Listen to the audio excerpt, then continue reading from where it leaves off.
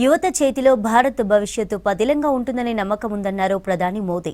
స్వామి వివేకానంద జీవితం ప్రతి ఒక్కరికి ఆదర్శమన్నారు. యువత సమస్యలకు భయపడకుండా ధైర్యంగా ఎదుర్కోవాలన్నారు. మహారాష్ట్ర ఎన్నికలు విద్రోహ రాజకీయాలు చెక్ పెట్టేయాలన్నారు అమిత్ షా. గత ఎన్నికల హామీలను ఆప్ అమలు చేయలేదన్నారు బీజేపీ లీడర్లు. భారత్ అతి త్వరలోనే అభివృద్ధి చెందిన దేశంగా మారుతుందన్నారు ప్రధాని నరేంద్ర మోదీ.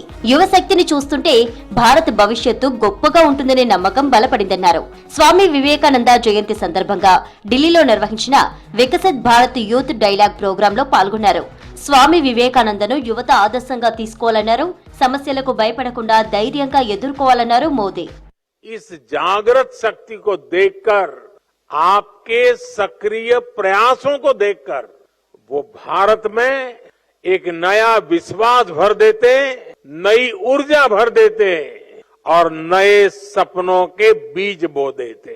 साथियों, आप लोग ये भारत मंडपम में है, समय का चक्र देखिए।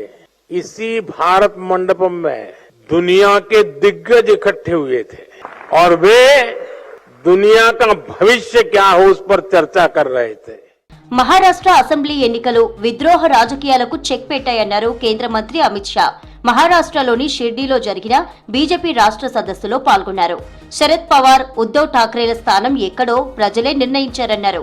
ఇకపై శివసేన, యూబీటీ, ఎన్సీపీ, శరద్ పవార్ పార్టీలు దుకాణం మూసుకోవాల్సిందేనన్నారు.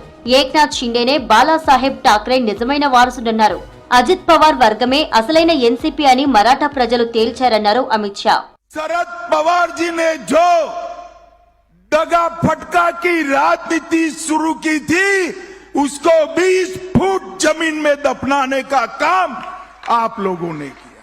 उद्धव ठाकरे जी ने हमारे साथ जो द्रोह किया था, 2019 को विचारधारा छोड़ी थी और बाला साहब ठाकरे के सिद्धांतों को छोड़ा था. झूठ फरेब कर कर मुख्यमंत्री बने थे. वो उद्धव ठाकरे जी को आपने उनकी जगह बताने का काम किया है. ఆప్ ప్రభుత్వం గత ఎన్నికల హామీలు ఒక్కటి కూడా నెరవేర్చలేదన్నారు కేంద్ర మంత్రి హర్దీప్ సింగ్ పూరి. 2020 ఎన్నికల్లో ఇచ్చిన 24 గంటల ఉచిత విద్యుత్ హామీ ఏమైందన్నారు. అందరికీ ఉచిత విద్య, వైద్యం, 500 కిలోమీటర్ల మెట్రో నెట్వర్క్ సహా 10 హామీలు ఎక్కడా అని ప్రశ్నించారు. 10 ఏళ్ల ఆప్ పాలనలో వాయు కాలుష్యం, గుంతల రోడ్లు తప్ప మరేం లేదన్నారు హర్దీప్ సింగ్ పూరి. भाई साहब ने 10 गारंटीज दी. वो गारंटीज क्या थी कि 24 घंटे फ्री इलेक्ट्रिसिटी मिलेगी, 200 यूनिट फ्री मिलेंगे, daily will be free from the mess of high tension wires.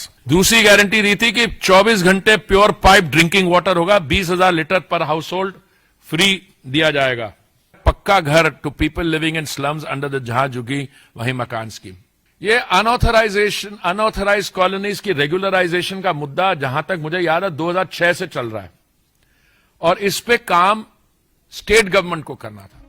America అధ్యక్షుడిగా డొనాల్డ్ ట్రంప్ ప్రమాణ స్వీకారానికి ముమ్మరంగా ఏర్పాట్లు జరుగుతున్నాయి. జనవరి 20న రెండోసారి ప్రెసిడెంట్ గా ప్రమాణం చేయనున్నారు ట్రంప్. ఈ కార్యక్రమానికి భారత్ తరపున విదేశాంగ మంత్రి జయశంకర్ హాజరు కానున్నారు. ఈ మేరకు భారత విదేశాంగ శాఖ తెలిపింది. ఇదే పర్యటనలో యుఎస్ కొత్త అధికార యంత్రాంగంతో పాటు వివిధ దేశాల అధినేతలతో భేటీ కానున్నారు జయశంకర్.